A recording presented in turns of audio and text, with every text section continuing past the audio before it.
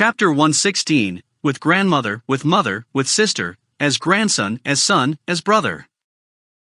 Ram, apologies for this when you're motivated, Emilia-sama, but Garf is entering the tomb first. That is Ram's first line after finishing her chat and returning to the group with Garfield. Subaru's eyes widen. Emilia and Otto are also plainly surprised. Subaru, Garfield's doing the trial, seriously? Ram, most seriously of seriously. Yes, Garf. Ram nods and glances up to Garfield, who stands beside her. Their height difference is not that great, but regardless Garfield is slightly taller than Ram. He sticks his fingers in his bangs, matted with dry blood, and averts his gaze so as to not engage in the conversation. Ram grabs that unengaged ear of his and yanks it. Ram, are you listening, Garf? What nerve you must have, ignoring us. Garfield, og. A dud. Oi Ram. My amazin' ears barely hangin' onter my head right now. Seconds from coming off. Bleedin'. Ram, it seems that introspection you had after that beatdown from us isn't functioning.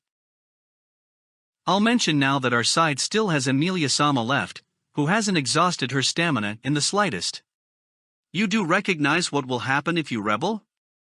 Emilia, I wasn't thinking to do anything violent. Everyone is drowning in wounds and sitting at the peak of exhaustion except for Emilia, who had not participated in the fight and remains in top condition. They had just ended a battle where the whole point was to not get Emilia involved, and still Ram is instantly using her to start making threats. Terrifying backbone. Garfield, yeah, I get it. We start fightin' again here and my amazin' self ain't gonna win. EARTHSOUL blessings givin' me a lotter my strength back, but it ain't enough fair a fight. Subaru, that's a relief to hear. I'd seriously rather not get into any more fistfights with you. Thought I was gonna die. You're sitting second or third in this month's rankings. Otto, not Suki-san, just how many butcheries have you squeaked through? It's scary. Subaru recollects on his fistfight with Garfield and shivers. Otto envisions the grisliness of the scene and shivers. This ranked in second or third place for his experiences in almost dying, but considering that he has also actually died, perhaps the peril he faced here was not really so hazardous. Garfield, how am I second or third? Subaru, well that's where you are. Second or third, something we take this outside and more's gonna happen. Garfield, ha. Your smooth talk ain't gonna hook me. S.A. Dirtard lurks in the shadows of quick riches. Garfield snorts away Subaru's challenge, and traces his fingers over his forehead scar. His sharp gold eyes then gaze at the sight behind Subaru and the others at the tomb looming. Garfield, wheedlin', an actual force, still can't believe you used both. Now's try seeing things with your view and decide. Emilia, what are you deciding? Emilia quietly asks Garfield. He looks at her. She looks back at him straight on. This might be the first time that they have ever faced each other in earnest. Emilia is recipient to Garfield's horrifically violent gaze. But even so, her amethyst eyes do not waver in the least. Perhaps seeing something in the eyes of the other, both of them smile. Garfield clicks his fangs, while Emilia's fingers reach for her chest, before she seems to remember something and stops. Seeing that, Garfield reaches for his left shoulder. Garfield, NGH, ha. The blue crystal jutting from his shoulder comes out with a splorch. He does begin bleeding, but he forces the flow to stop by tightening his muscles. Emilia's eyes widen at it as he tosses the removed crystal to her. Emilia, oh. Garfield, just take it. Probably right fair you TBTH1 holdin' onto this thing. Emilia promptly catches the crystal, looking at it while Garfield speaks bluntly. She accepts Garfield's statements while the brilliance of the crystal in her hands leads her to gulp. The jewel glows dimly, strobing, almost seeming overjoyed that Emilia has caught it. Subaru crosses his arms as he watches on from aside. Still the same even though he can't speak, he thinks. Emilia, thank you, Garfield.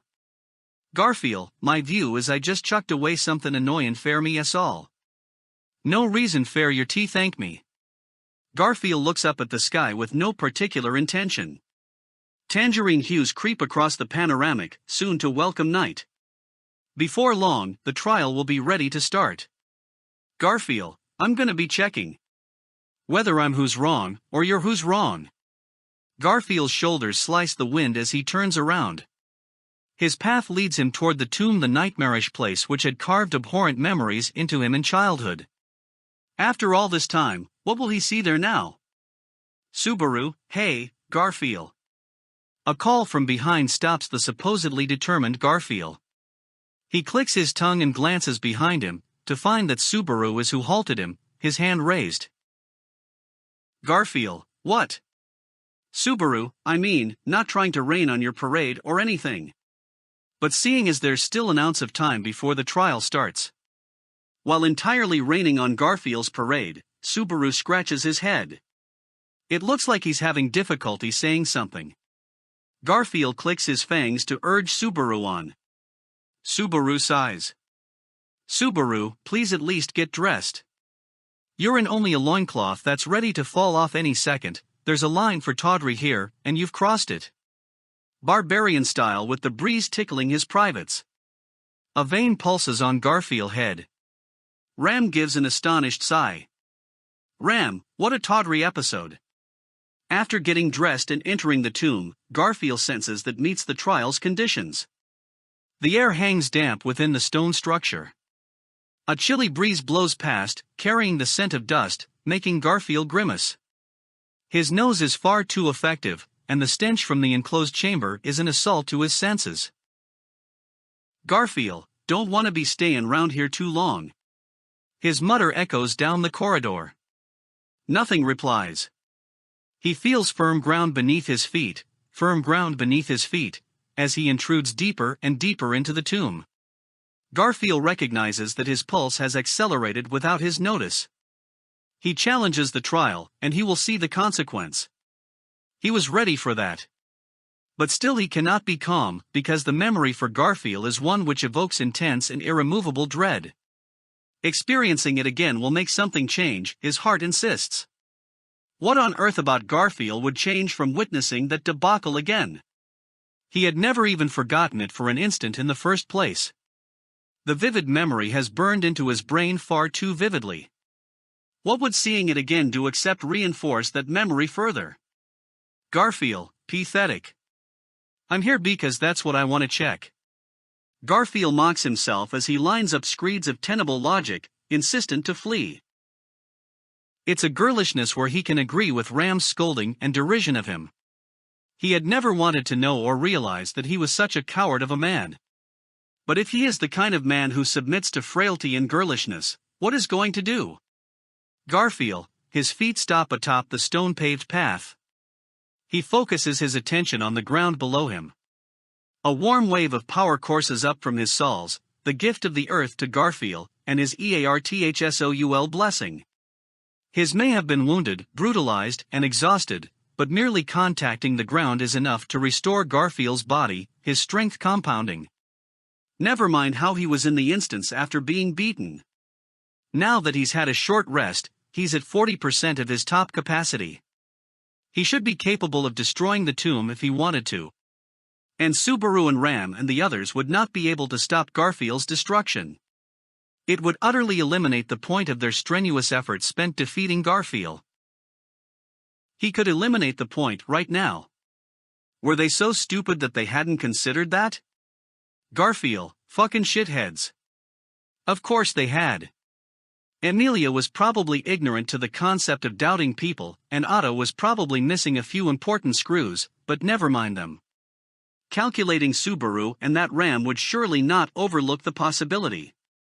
They're thinking that even if Garfield regains his strength, he will not destroy the tomb.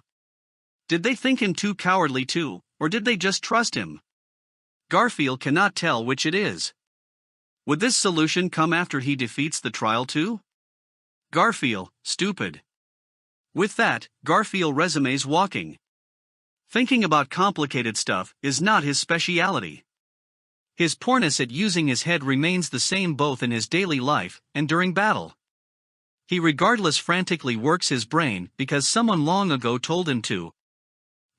Garfield, he remembers who told him to think while living.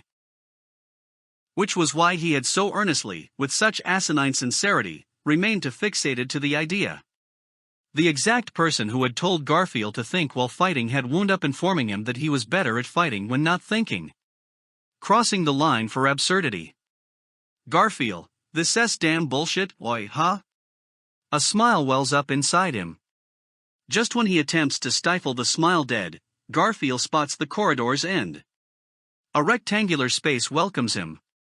The trial room. Pale ghostly lights phase the chamber in from darkness. Garfield steps inside, his stress somewhat calmed, and he looks at the stone door at the back of the room. This door will open after the 3 trials are cleared. Though since he has never seen it open before, he does not know if that is the truth. Nothing gives any indication of what is inside either. If he remains here standing still and waiting, the trial should start. Garfield? Garfield crosses his arms, bored as he glances around the chamber, when his brows rise. Into Garfield's nocturnal vision there slinks an oddness about the room. He strains his eyes in attempt to confirm exactly what it is, and first face your past, a voice. Instantaneously, his vision wavers, his consciousness blurring. The past was here. I didn't think at all that you'd be coming here again. It makes me feel very happy. Once his consciousness reaches sobriety, Garfield realizes that he is standing in a forest. He turns his head to see the sight of a familiar woods, but compared to the scenery that Garfield knows, these woodlands are somewhat younger. It's only a few years of difference, but being that it's a place he interacts with daily, Garfield can easily notice the discrepancy. This is the past. And he is in a dream, challenging the trial. After smoothly accepting these facts, Garfield checks to see how he is. His limbs are there. Everything from his neck up, eyes and nose and ears and etc. exist without issue. He opens his mouth and bites down hard, for his fangs to click like unsheathed blades. He's fine, no problems. Actually, it feels like the injuries he sustained before entering the tomb have been healed. Your injuries from reality aren't carrying over because this place only halls in your mind. If you suffered a wound serious enough to influence your mind, then it wouldn't heal even in the dream. This one's already been verified, so for example if someone who was missing an arm in reality was invited to this world, their missing arm wouldn't heal and. Garfield, shut it with your long-winded blabberin'. Can't you tell I'm ignorant you're? Indeed I can. But even so I just have to speak with you. I'd sorta like it if you could respect these feelings of delight I have for our prolonged reunion. Wanna try it? Says the doll-like smile of the girl standing opposite Garfield. From top to bottom a black funeral dress-esque vestment garbs her hair and skin pure white. Her smile was alluring enough to enchant any man, but facing her was enough to tell that it was utterly empty. This visage was another thing which had not changed an inch from what he remembered. Garfield, my amazin' self's grown up, but you ain't changed a bit. Girl, because I am very unfortunately deceased. Dead, with only my soul stuck in the world. No matter how the time passes, I can't walk the same trail as the living. This is a pretty sentimental topic, isn't it? It's not really like you. Garfield, like me, now there's words only people who know me real well got any business sayin'. Our meetin' happened ages ago and we only did it once. Ain't that we talked about anything important either. Girl, perhaps that's exactly how I look to you. But I have to wonder if that'd have any bearing on whether the time I've spent looking at you has been equivalently equal. Garfield, TCH. He knows that he can't outfox her in conversation. While withstanding the urge to click his tongue, Garfield glares at the witch standing there with not a speck of ill will on her face. Echidna. Perhaps acting as an inspector for the trial, Echidna had accompanied Garfield like this the last time he saw the past, as well. Not out of any human concern for him as the trial brutalized his heart, but to make sure that he did not miss a single one the events unfolding, out of a gross kind of curiosity. Losing will to speak with her any further, Garfield looks at the forest. If this production, which was the past, has already started, then the arrival of the actors is only a matter of time. Garfield has not the slightest intention to delight this which mere conversation can delight. Echidna, so cold. Echidna accepts even this attitude of Garfield as something pleasant as she stands beside him and strokes her white hair. During this juncture, where he's watching her from aside, the change happens. Garfield, faced with a scene he supposedly knew was coming, Garfield swallows his breath. The edge of the forest, also said, the dividing line for the barrier which delineates sanctuaries inside and outside. Just being around the barrier is enough for those trapped within it to come near to unconsciousness, and undergo the unpleasant feeling of their being thrown into disarray. In the environs of this boundary line there appear 4 silhouettes. One is Louise with her long pink hair, her appearance identical to what it is in present reality. Another is a girl of perhaps 10 years with beautiful, silky blonde hair, Frederica. And standing opposite to Louise and Frederica is a woman, her blonde hair tied in a ponytail, her face gentle. In her hands she cradles an infant. A blonde child, with nasty-looking eyes. Garfield, Mom. The instant he sights the woman and recognizes who she is holding, a feeble sound escapes his lips. But his call for his mother does not reach any of the 4. Naturally. Nobody can interfere with the past. Echidna, even supposing that you reach out, you won't touch her. Nothing you say will make her smile back. I know it sounds ridiculous coming from me, but I sympathize with how you're being forced to watch something cruel. The witch's sentiments, which make him want to shout, "Don't you goddamn talk." But the eyes of the witch as she watches Garfield, his face twisted in anguish, host no malice. This scene is not something that the witch prepared with malicious intentions. How would the challenger's regrets manifest? How would the challenger face them, and what would be the outcome of it? That alone was what this natural disaster sought. Garfield trembles. The 4 are having a conversation. Their statements, their words, the tone of their voices, none of it is reaching Garfield. They are opening their mouths, making sound. But when it travels through the air and vibrates against Garfield's eardrums, no definite meaning arises from it. Anguish arises on Louis' face. Frederica bites her lip in an attempt to keep herself from crying. Their mother looks worried, while Garfield in her arms smiles happily. No sound accompanies this painful scene because this is Garfield's memory. Young Garfield did not store the content of this conversation in his memory. And so the words they speak do not reach present Garfield. But this memory is one that tugs at him dimly, shallowly. The scene has been reproduced, the performance playing on as if to rile him up. Echidna, I wonder what they could be saying. Can you figure anything? Garfield, stop talking to me. You're just gonna give some stupid answer anyway. Considering what happens after this, he can figure what they're saying.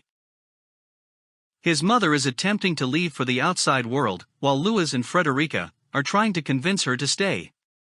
Young Garfield is unable to participate in the conversation, merely being held by his mom and basking in that joy. Garfield, gah. An unbearable urge strikes Garfield, leading him to step forth. Echidna's brows rise as Garfield lumbers over to the 4. He stands right beside them, but none notice him. He gazes at his sister, shorter than him, Louis, unchanged, and himself and his mother, all from straight on. Cradled by his mother, young Garfield smiles guilelessly. It pisses him off. This guy doesn't know what's coming next, he's not even qualified to participate in the conversation to convince his mother to stay, just sitting there smiling. How to quantify the regret and despair that came of the fact that he merely sat there, smiling? Garfield, ugh. Gah.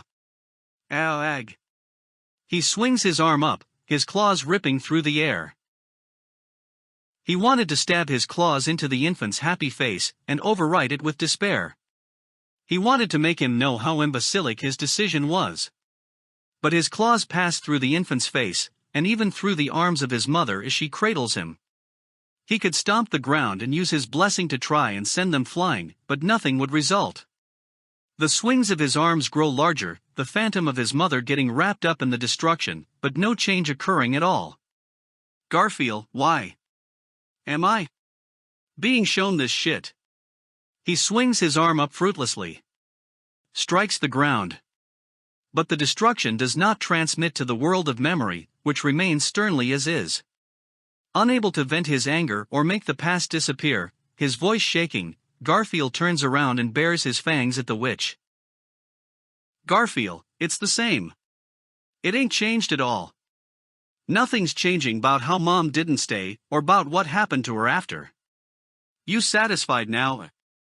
Echidna, you're free to messily throw attacks around however you want, but don't you think it's slightly extraordinarily selfish to blame me for this?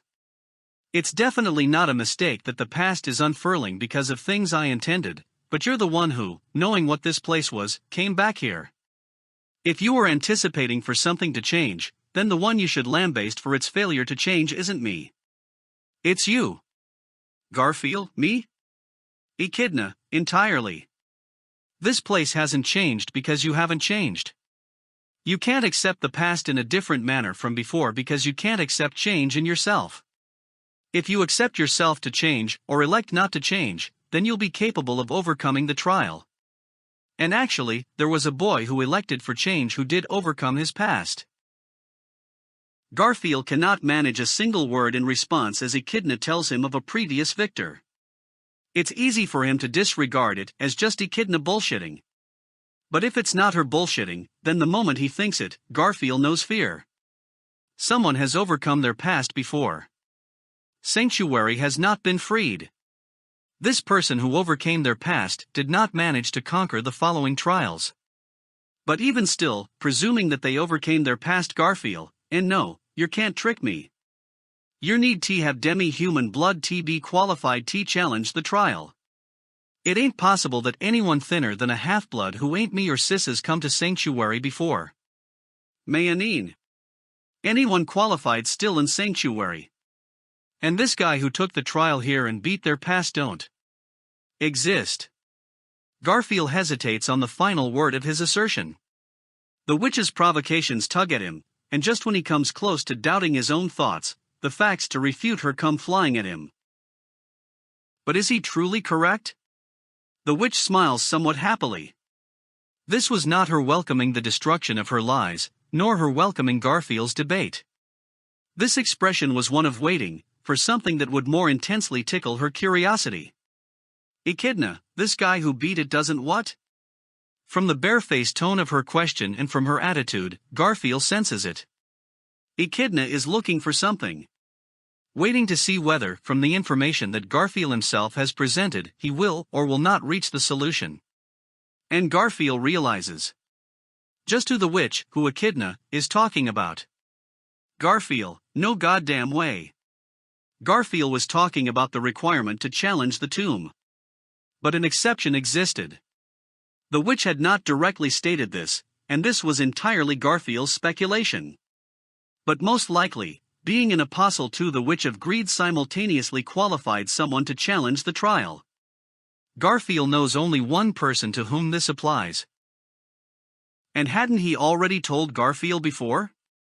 I've taken the trial and seen my past. Garfield, but he said he couldn't overcome past, he said himself he couldn't overcome the trial. Echidna, you don't think that saying those things would avoid unneeded conflict? Or that unwanted things would happen if people knew that he overcame the trial, maybe? Garfield, shut it, I ain't talking to you. Don't butt in. Echidna's words lead Garfield's brain to strobe, his thoughts in turmoil. It is correct to acknowledge that Natsuki Subaru had challenged the trial. He knew that the trial meant facing the past before Garfield could mention anything. Garfield recollects on Subaru back when he said he failed to overcome it. Garfield had been so shocked to learn that Subaru was qualified that he inadvertently ended the conversation before asking what he really ought to have, but Garfield, HK Subaru's expression back then was not the face of a man battered by his unconquerable past. He did look frustrated about a failure to achieve something, but it was not the look of a man harboring a personal problem. That look was one which, reflected on the water's face as he went to bathe, Garfield got to witness every day. Subaru's bearing as he attacked Garfield did not carry the visage, nor the voice, nor the assertions of a man suffering prolonged hang-ups with his past. Garfield, he overcame his past? You can overcome your past? Echidna, just for hypothesis, supposing that something where he gave you some kind of pompous lecture happened, wouldn't it make sense that he preached because some basis made him capable of it? Garfield's hazy mind thinks back on his exchange of fists with Subaru. Subaru and Garfield had both been hitting their limits for staying conscious. He could not remember the entirety of what Subaru yelled back then.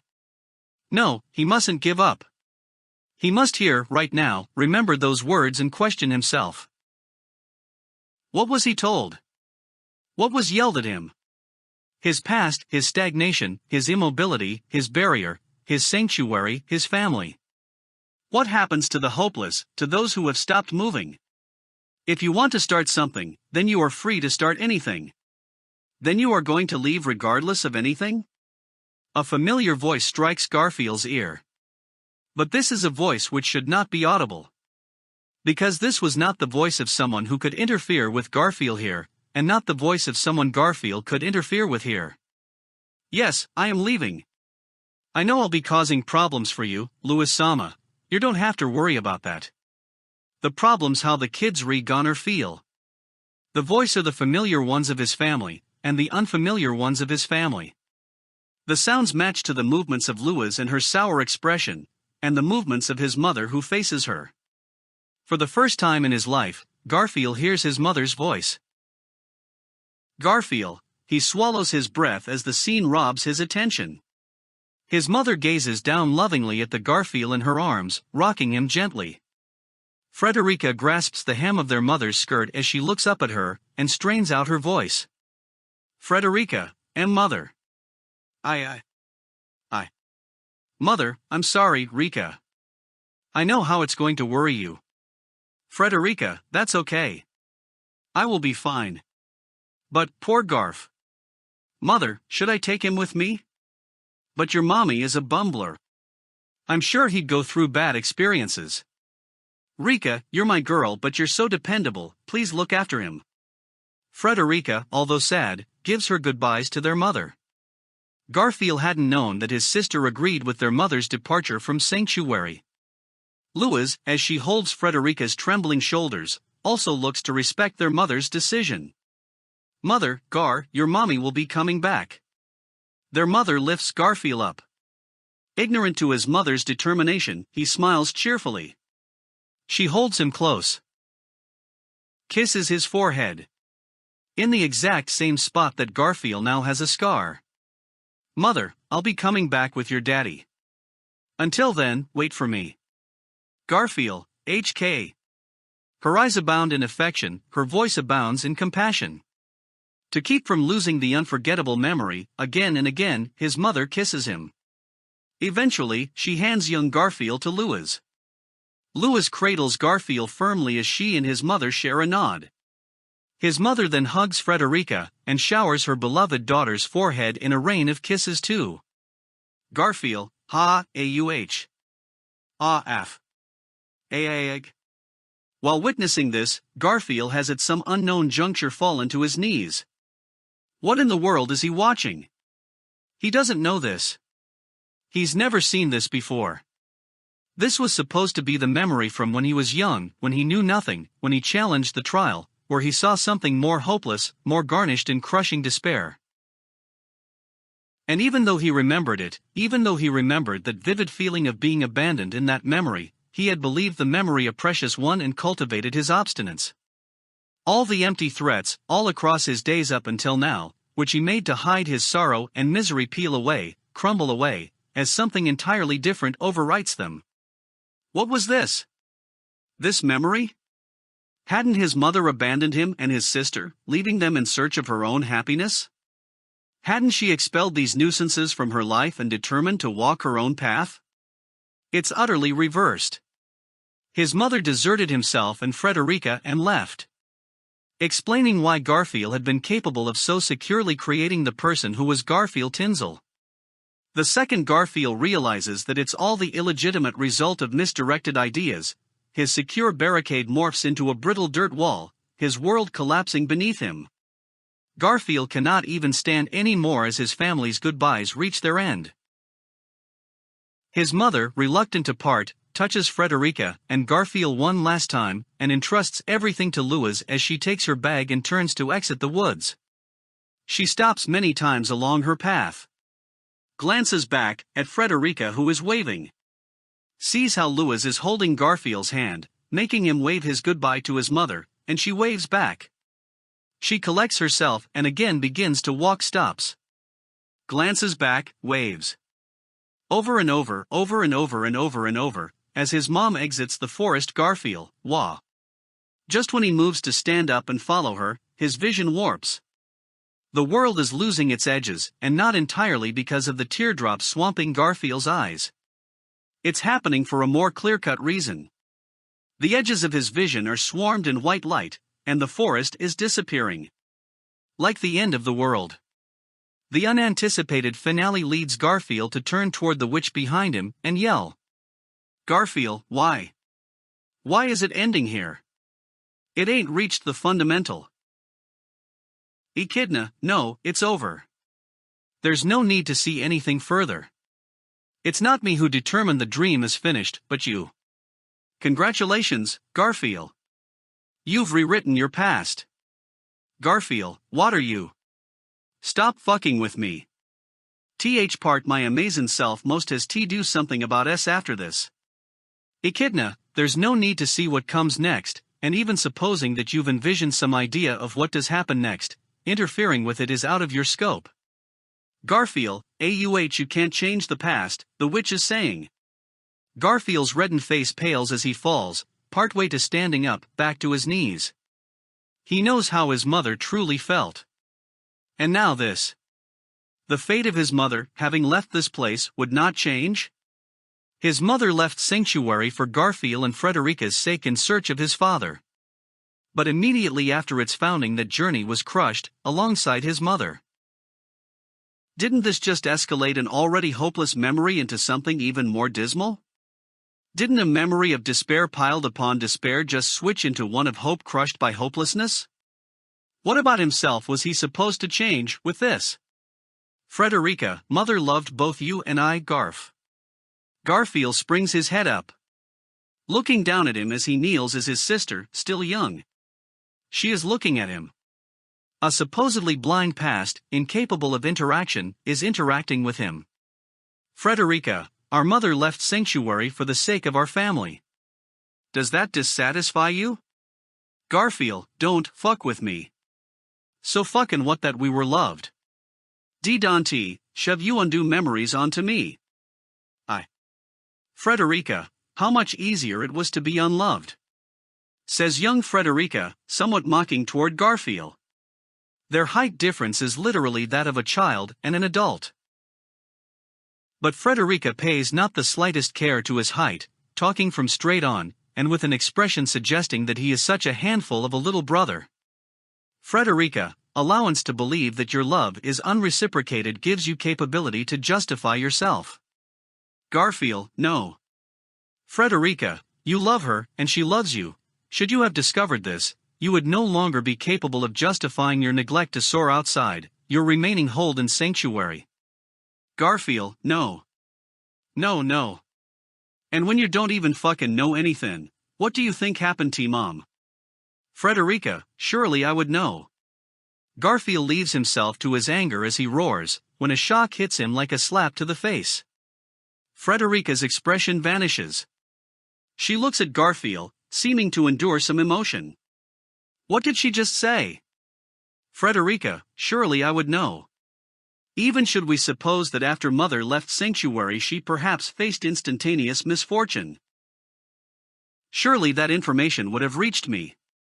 Garfield, and so what?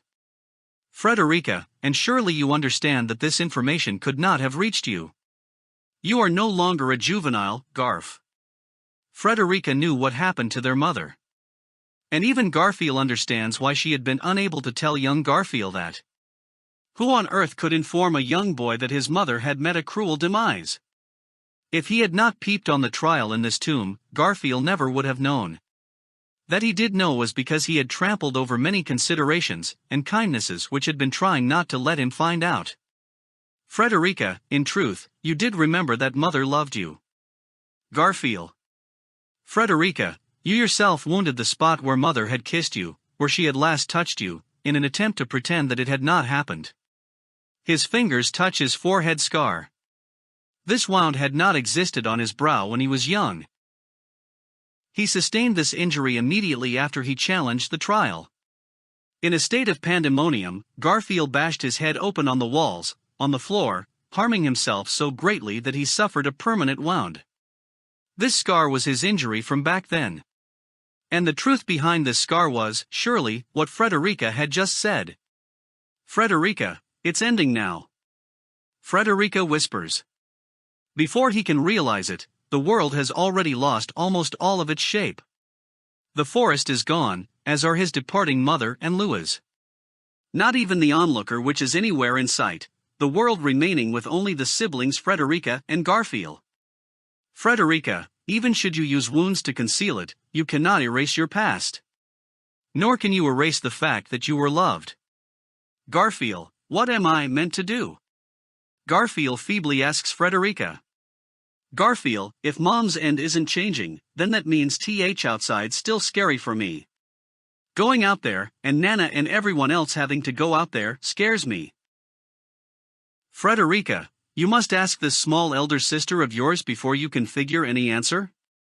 Garfield, I know it's pathetic. But you're only one I can ask. Come on, tell me. Sis, why did you? Frederica, what is it that you wish to do, Garf? Interrupting him, Frederica tilts her head. Garfield's sentence jams. What he wants to do? That's not what they're talking about. It's what should he do, what does he need to do? That's what he's asking. Frederica, what is it that you wish to do, Garf? Looking somewhat exasperated, Frederica repeats the question. Garfield swallows his breath. Garfield, I want to do what people looking for. Frederica, what which people are looking for? Garfield, I want to do what the people who need me are looking for from me. Frederica, why is it that you feel this way? Garfield, because they're what made me remember. Remember what? Frederica doesn't ask. But those eyes, the same gold as his, do ask the question.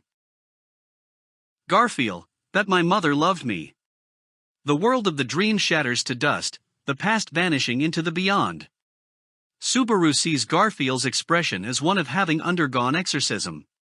Subaru had spent approximately an hour fidgeting outside the tomb with his arms crossed, waiting. The group been anxious, never looking or speaking to each other, as they simply waited in silence for whatever would happen. Subaru, so what are all our plans if reneges on his promise and destroys the tomb, is a joke that Subaru told in an attempt to ease the mood, only for Otto to say something incredibly inconsiderate to the situation and eat a dropkick from Ram, but generally speaking it was all very quiet. Louis, Lilgar. Louis has reconvened with them, her expression anxious and hands linked as she restlessly looks at the tomb. This present Louis should be Theta, but regardless of which Louis it is, they would all care about Garfield dearly. There's the whole affair where they ganged up in a group of 5 to beat up Garfield, and also that whole affair where Garfield had a complete change of heart and entered the tomb. Both of these events must have given Louis more than a little shock to the heart. Amelia looks at the tomb in suspense as she stands beside Subaru.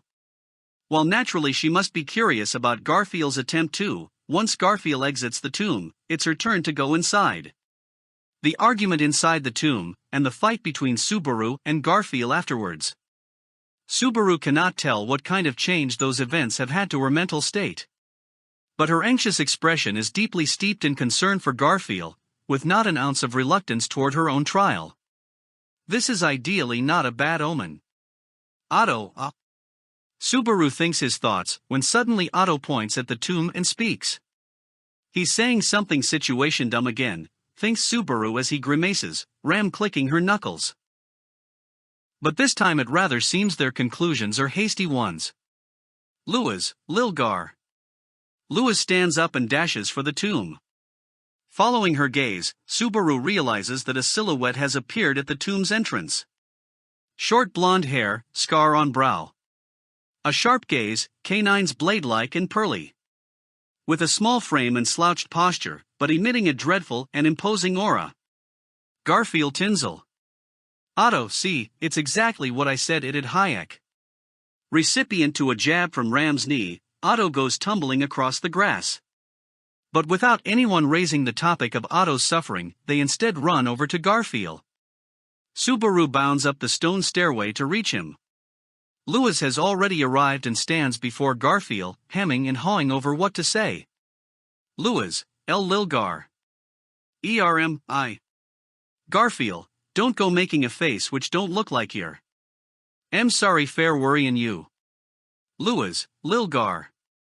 With that blunt statement, Garfield puts his hand on small Lewis's head.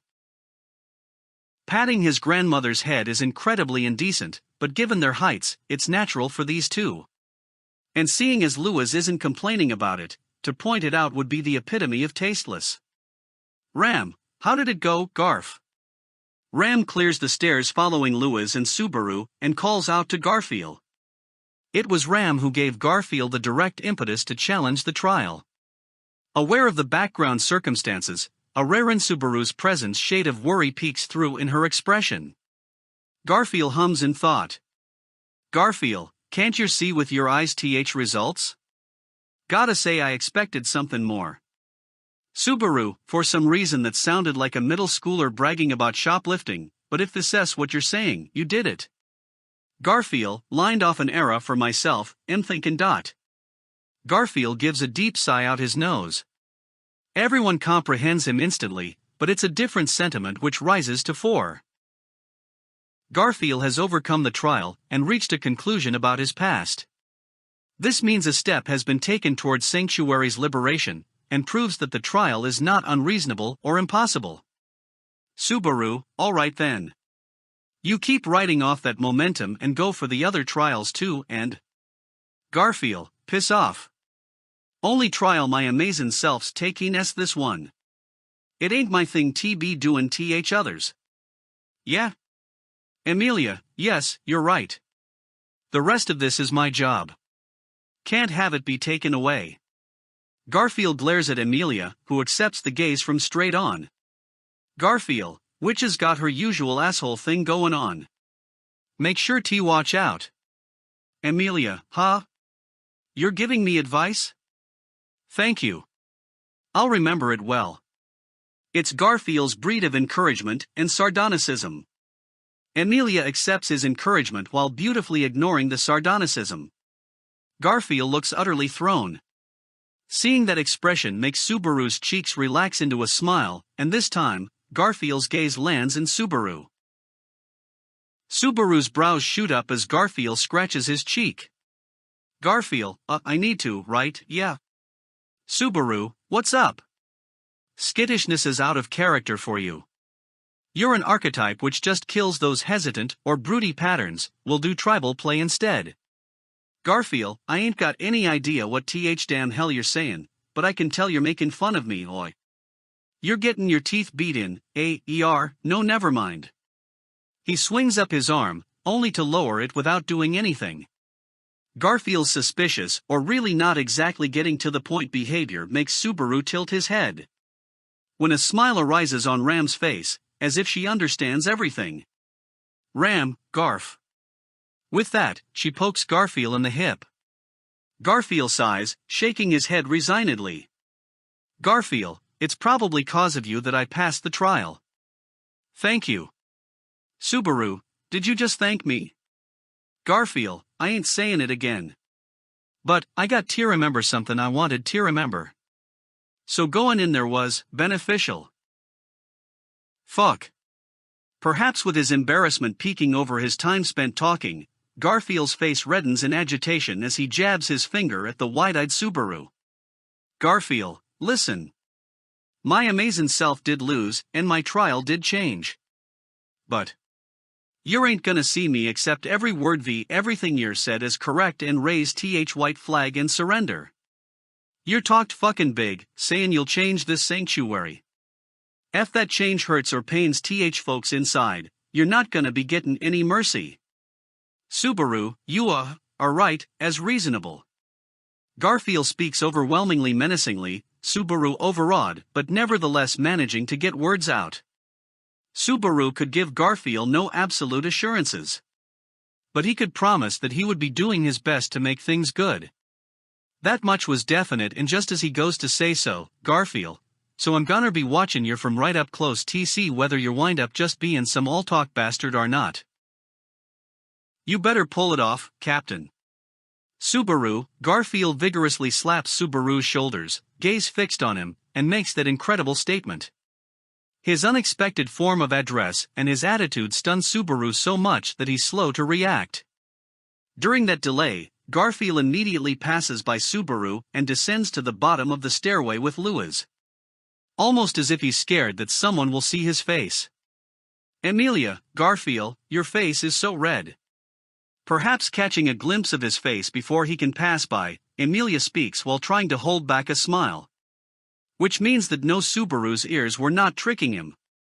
Subaru, Captain. I'm not the one heading this group, that's Amelia. Amelia, but it was your group which beat Garfield, Subaru. He accepted what came out of a man-to-man conflict, which means his captain is you. Isn't it great, Captain? Amelia smiles without any ill will, Subaru lost on how to respond. Ram jabs the troubled Subaru in the side. Ram, accept it. She shrugs. Ram, he isn't sure what he should be doing when he gets emotional either. Let him do what he wants. Subaru, but still.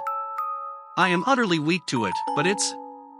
Ram, leaving aside strength in a fight, you're the older party, Barusu, so at least give him that much leniency. Garf is a child despite how he appears. Doesn't it feel as if you've got a younger brother now? Subaru, no, hold on. Ram, what? Subaru, can you go over that? Ram, over what? Subaru, Garfield's younger than me? Ram, Ram gives a comprehending nod. Ram, you didn't know? Garf is younger than you, Barusu. Subaru, how young? Ram, I believe he's 14 this year. Subaru, 14. 14, you're at Chuyuni. The entirely unanticipated news makes Subaru's voice crack in surprise. Suddenly he can agree with being called captain, and with Garfield's overly childish stubbornness. Subaru, a middle schooler in the peak of his rebellious age, right there's a nightmare to tame. Mutters Subaru, his voice even more exhausted than after their fistfight. End of chapter 116.